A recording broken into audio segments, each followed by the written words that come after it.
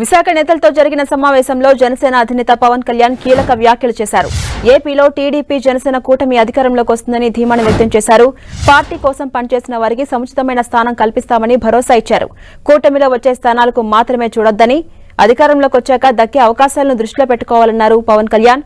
మూడింట ఒక వంతు పదవులను దక్కించుకుందామని చెప్పారు. వ్యక్తిగత ప్రయోజనాల కోసం నిర్ణయాలు తీసుకోనని, రాష్ట్ర అభివృద్ధి, పార్టీ బలోపేతం దిశగానే అడుగులు వేస్తున్నట్టుగా తెలిపారు పవన్ కళ్యాణ్. ఇదే అంశంపై మరింత సమాచారం మా ప్రతినిధి చిట్టిబాబు అందిస్తారు. చిట్టిబాబు, విశాఖలో జనసేన అధినేత పవన్ కళ్యాణ్ రెండో రోజు ఉమ్మడి విశాఖ జిల్లా నేతలతో సమీక్ష సమావేశం కొనసాగుతుంది. ఈ సమావేశంలో జనసేనాని కీలకమైనటువంటి వ్యాఖ్యలు చేశారు. ప్రస్తుతం ఎవరైతే ఎమ్మెల్యే టికెట్లు ఆశించి ఉన్నారో టికెట్లు రాని వారు కూడా పార్టీలో భవిష్యత్తులో కీలకమైనటువంటి పదవులు వచ్చేటువంటి అవకాశం ఉందని కూడా చాలా స్పష్టంగానే చెప్పారు. పార్టీ కోసం కష్టపడిన వారి కోసం పార్టీ ఎప్పుడు గుర్తుంచుకుంటుందని కూడా చాలా స్పష్టం చేసినటువంటి పరిస్థితి. పార్టీ భవిష్యత్తు నిధి కోసం అయితే కనుక 10 కోట్ల రూపాయల విరాళం కూడా ప్రకటించారు. మరికొద్ది సేపట్లోనే ఒక కీలకమైనటువంటి సమాచారం వచ్చే అవకాశం ఉందని కూడా ఇప్పటికే జనసేన వర్గాల నుంచి ఒక సమాచారం అయితే కనుక అందుతుంది.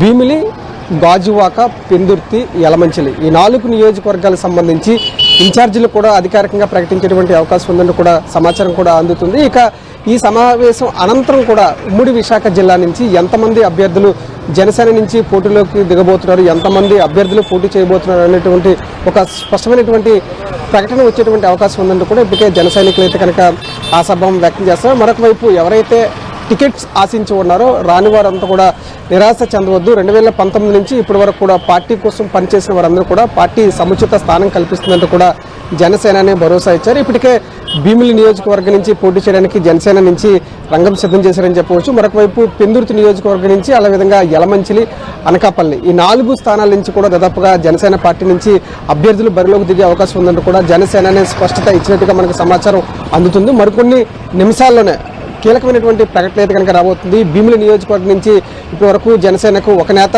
ప్రాతినిధ్యం వహిస్తే మరికొన్ని నిమిషాల్లోనే పార్టీ నుంచి ఒక స్పష్టమైనటువంటి ప్రకటన కూడా వచ్చేటువంటి అవకాశం ఉంది. ఇక భీమిలి, అదేవిధంగా యలమంచిలి, పెందుర్తి, అనకాపల్లి ఈ 4 నియోజకవర్గాలకు సంబంధించినటువంటి సమన్వయకర్తల్ని అధికారికంగా ప్రకటించబోతారంటూ కూడా మనకు సమాచారం అయితే కనుక అందుతోంది. ఇప్పటికే చాలామంది ఉమ్మడి విశాఖ జిల్లాలో ఒక 6 వరకు కూడా పూర్తి స్థాయిలో టికెట్లు అయితే కనుక ఆశించారు. 6కి న్యాయం చేయలేకపోవచ్చు.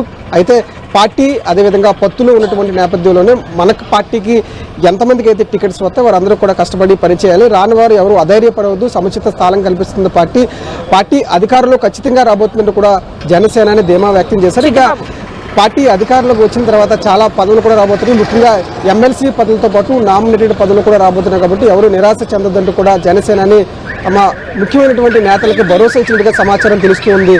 ఝాన్సీరాణి. అలాగే చిట్టిబాబు, మూడింట ఒక వంతు పదవులను కూడా దక్కించుకుందామంటూ ఇంట్రెస్టింగ్ కామెంట్స్ చేశారు పవన్ కళ్యాణ్. ఈ కామెంట్స్ ని మనం ఏ కోణంలో అర్థం చేసుకోవచ్చు? అలాగే జనసేన వ్యూహం ఎలా ఉండబోతోంది ఈ ఎన్నికల్లో?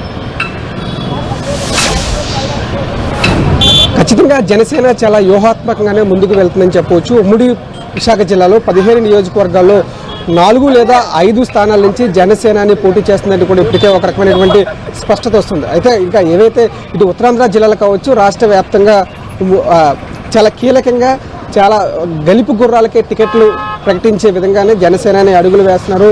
విశాఖ జిల్లాలో ఏవైతే టికెట్లు ప్రకటించబోతున్నారో వారి యొక్క ప్రకటన కూడా చాలా కీలకంగా ఉండబోతుందని కూడా ఇప్పటికే స్పష్టం చేసినటువంటి నేపథ్యంలో ముఖ్యంగా ఇన్ఛార్జీలు కూడా నియమించబోతున్నారు. ఇది చాలా కీలకమైనటువంటి పరిణామం అని చెప్పవచ్చు.